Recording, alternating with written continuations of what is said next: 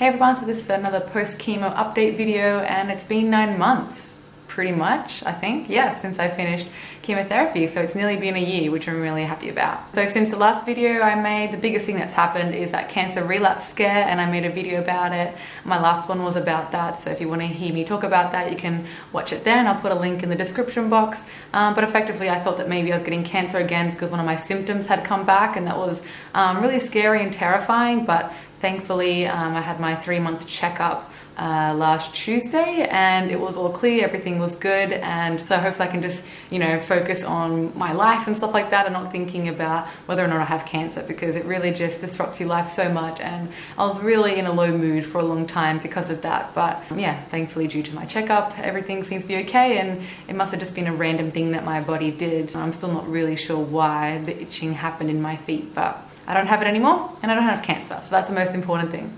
Longer term chemo symptoms that I've still been experiencing have been like light sensitivity, getting headaches easily if I look at bright things for too long, or like staring at a computer screen, for example, or maybe reading without my glasses or without proper light. My eyes just get sore quicker, and yeah, I can get headaches, and as you can just tell, I still have like chemo brain residue stuff. I still screw up words all the time, more than I used to, and it's really frustrating. And I don't know what's a good example. Something was really awkward at work. I said something like I wanted to say that I really enjoy working with this particular colleague, and instead of saying I enjoy working with them, I just said I enjoy them, which yeah, and just like little things like that, like I just skip words or I say the wrong word for what I'm trying to describe. So I might say, I can't really think of an actual example that's happened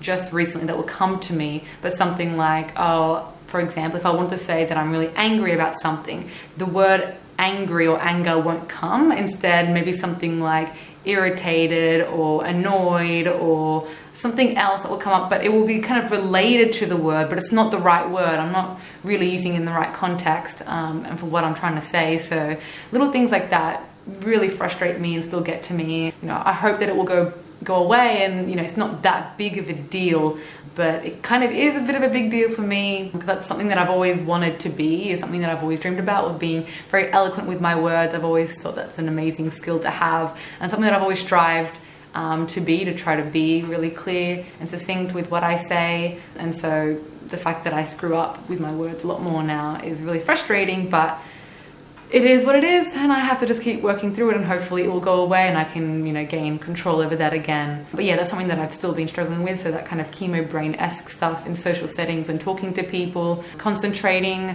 on like academic writing stuff. So like kind of trying to write essays and things like that, I still find very difficult for when I'm trying to think about doing more university work. The light stuff, the headache stuff, and I think it's related to the light and headache kind of category, but there are times when, I don't know if maybe I've been overwhelmed with like light, but I'll be looking around at things and suddenly I feel a little bit disconnected and maybe even dizzy, but not even dizzy, but kind of like I kind of tell myself, I don't feel quite grounded maybe at the moment.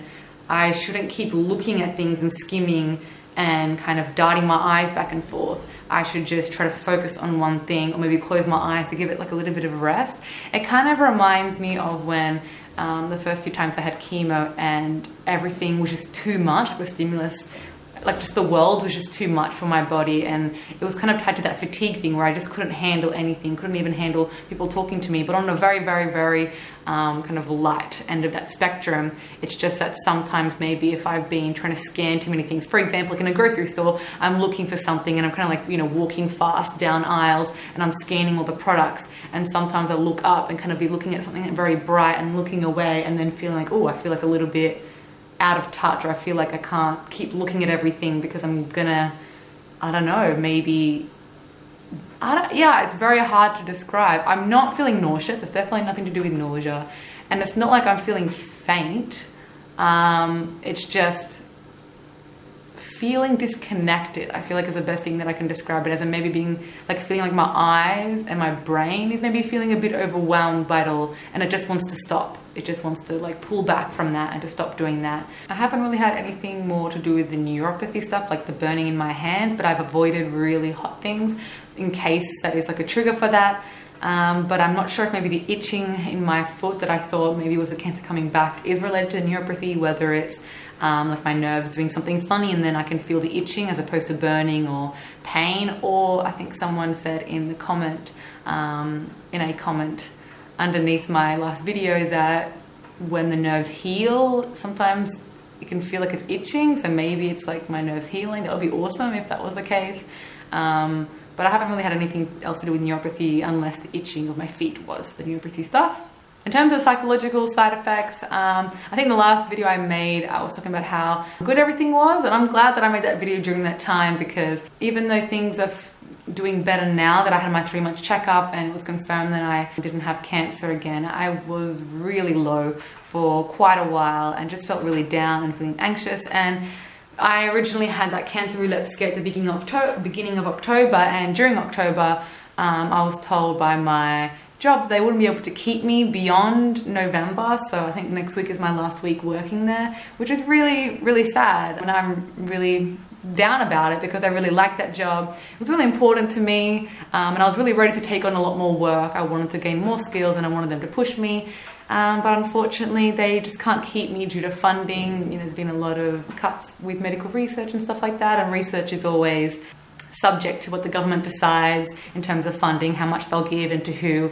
So unfortunately our centre just doesn't have as many funds to be able to keep someone like me, a research assistant, so they have to keep the core people. And because there's less funding, obviously there's less work because you don't do as many projects. So unfortunately that means that I don't have my job, and so that, you know, made me very stressed for a while, and I didn't bother looking at my PhD application or any post-grad stuff. I just felt really trapped, but I'm glad that I gave myself that time to mourn, and it didn't obviously help that I was still a bit worried about the cancer stuff for my feet, but this itching stopped, so I kind of just told myself that it was nothing. And so eventually I ended up applying once again to lots of research centres and just sending like an email to all of them, and also trying to apply for jobs that appealed to me at the time, and also trying to have a look again at my post-grad, you know, application, whether that be to do a PhD or to become a psychologist and do the masters. And so I feel a bit more in control now, because I'm kind of taking control of that stuff again. But originally, yeah, as I said, I just kind of mourned the time, and then I tried to control things that didn't give me as much anxiety. So around that time I was still looking at volunteer opportunities that would help my career in other ways, that I wouldn't have to worry about work stuff, because I guess work stuff makes you more anxious, whereas volunteer stuff doesn't. At least it doesn't for me. And so I was just trying to focus on that volunteer stuff, and I picked up a really great volunteering opportunity. And so I think it's really important that when that kind of stuff happens, things that are out of your control and things that are maybe too emotional to approach just yet, to focus on things that still maybe help you move forward or make you feel like you're still growing, but it doesn't have that kind of emotional baggage around it. I'm really glad that I have that volunteer opportunity that has come up, and yes, I've been looking for work now, and I seem to have snagged at least some work for the next month or two, so at least that allows me to, you know, gives me some more time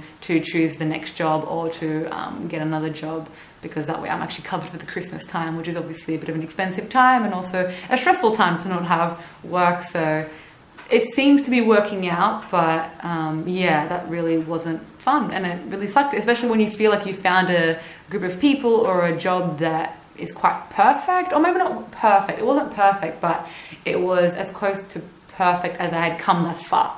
And I really liked the people there, and I felt like I was really becoming friends with them, and they were starting to get to know me better as a person. And it's just a shame to be pulled out of that, and also just for myself to feel like I was growing and learning new skills. Like at the time that they told me that they couldn't keep me anymore would have been an opportune time to start teaching me more things and to pushing me further, because I would have gained all the basics and all the foundation knowledge the months preceding that. So it was just so unfortunate. It really just was unfortunate, but you know, they know my name, they know my work ethic, and so hopefully if they do get more funding in the future, or they need someone to come in, they can just call me. So it's never wasted. I still have a referee, and I'm just really thankful and grateful for what that job allowed me to do for myself emotionally. Like obviously financially it helped out a lot and eased those fears, but it was mostly an emotional, psychological thing that it just helped me, you know, regain purpose, you know, helped me realize that I really do love research, and it just let me gain confidence again in my ability to do work and to do the kind of work that I was hoping to do with my life. And you know, chemo and cancer really disrupted that. So yeah, I'm just really grateful for it for so many reasons. And which is probably part of the reason why I was so down about losing it. Anyways, that's what's been happening for me for the last few months or so, and it's been pretty low and pretty sad, but you know, it's gonna pick up again. I feel like it's really gonna pick up again. So yeah, hopefully things will just get better from here. I hope you've all been doing well. Please let me know how you've been going, and I'll see you in the next video. Okay, bye. So this was the very beginning of October, and my foot just started itching underneath, like it used to, kind of that deep tissue itch.